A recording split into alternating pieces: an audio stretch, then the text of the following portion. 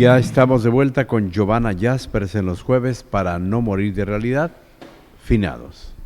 Bienvenida. Hola, muy buena tarde a bordo ti de la y nave. a todo el auditorio. Pues sí, justamente sabemos que estamos a muy pocos días de nuestras celebraciones de finados en todo el país, no únicamente en la península.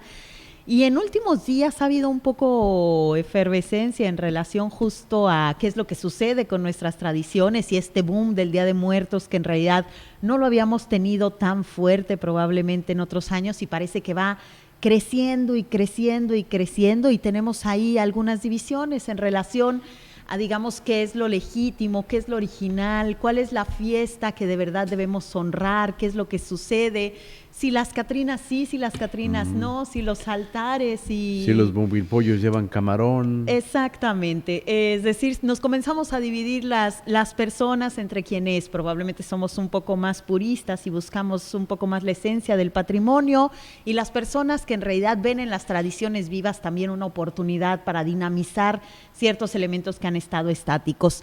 Y en realidad esta percepción que tenemos de cambio o de mezcla, José Luis, no es algo reciente.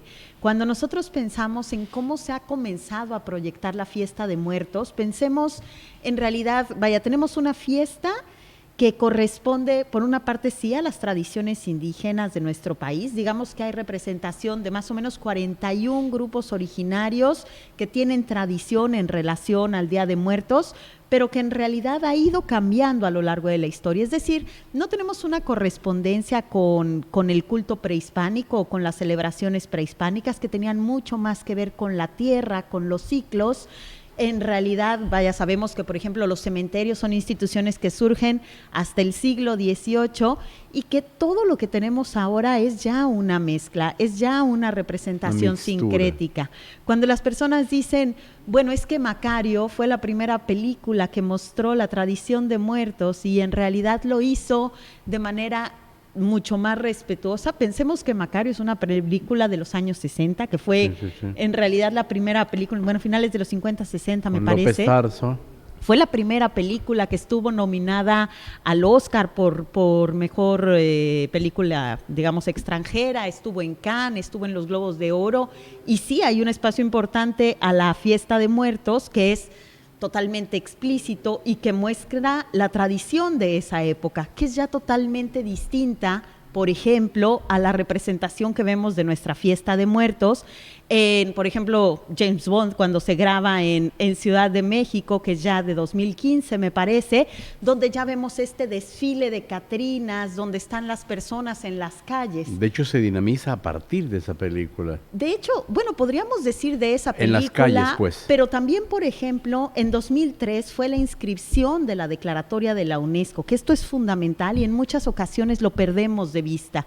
Lo que sucede con, digamos, los elementos de la mexicaneidad, los elementos de las tradiciones mexicanas, en el momento que están inscritos en un listado internacional como el de la UNESCO, la dimensión de difusión y de conocimiento de las tradiciones cambia. Nos ha sucedido, por ejemplo, con patrimonio tangible, el caso de Chichén Itzá es muy claro, pero también, por ejemplo, con el mariachi y la música de trompeta. Si pensamos en el mariachi tradicional, que se inscribe en la lista del patrimonio en el 2011 junto con la música de trompeta, no es el mismo mariachi que cuando no tenía la trompeta este tipo de música, ¿no?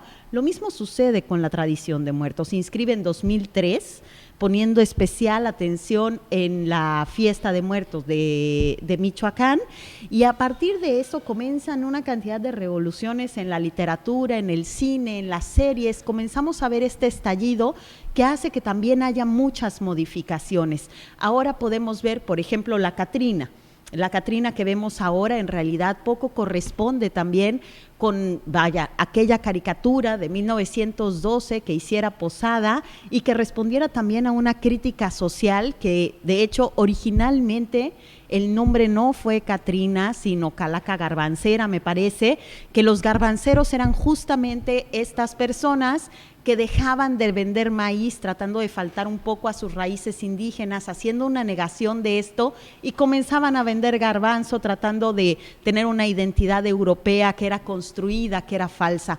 De hecho, esta es una de las razones para que la Catrina original tenga, por ejemplo, el sombrero, pero que no esté vestida. De hecho, Posada lo escribe en un texto y dice, tiene un sombrero con plumas y sin embargo está desnuda porque no tiene dinero para vestir. Está haciendo una crítica social. De esa Catrina a las Catrinas que vemos ahora en los desfiles, en el récord Guinness, o incluso a la Catrina que pintara Diego Rivera, que fue en el momento en el que se difunde a lo largo y ancho del mundo, hay una distancia gigantesca, como lo hay también en las distintas fiestas de nuestro país. Pensemos, por ejemplo, en las festividades nahuas y esta gran fiesta llena de flores, contrastadas, por ejemplo, con las tradiciones de Tabasco, que tienen mucho más que ver con lo guardado, con lo doméstico, con lo familiar. Y creo que ahí radica la verdadera reflexión, José Luis, con que las personas podamos honrar en vida a nuestros difuntos y podamos tener memoria desde el respeto, desde la singularidad y desde la diferencia, que comprendamos que en el momento que se motiva, por ejemplo, a visitar las comunidades para conocer las tradiciones de muerto, implica también hacerlo desde el respeto y no desde la imposición de valores o desde esta supremacía también del comercio, del turismo, en el que se están insertando ciertas prácticas que no tienen correspondencia, pero que además se convierten en, digamos, aniquiladoras de otro tipo de prácticas. Podemos tener una convivencia, creo yo, bastante pacífica entre las distintas tradiciones. No se trata de que unas son legítimas y otras ilegítimas, sino de que todas las personas podamos encontrar un sitio desde donde poder celebrar la vida a través de la reflexión de la muerte. Bienvenida a casa, gracias. Muchísimas gracias a ti y a todo el auditorio. Nos leemos en redes y nos vemos por acá la próxima semana para no morir de realidad.